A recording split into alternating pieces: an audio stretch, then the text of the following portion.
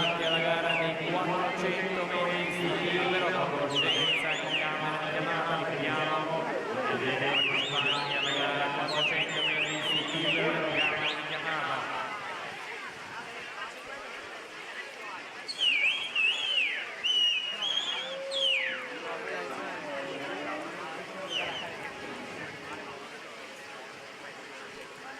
Tutti gli atleti che devono essere premiati, ora in zona premiazione, intanto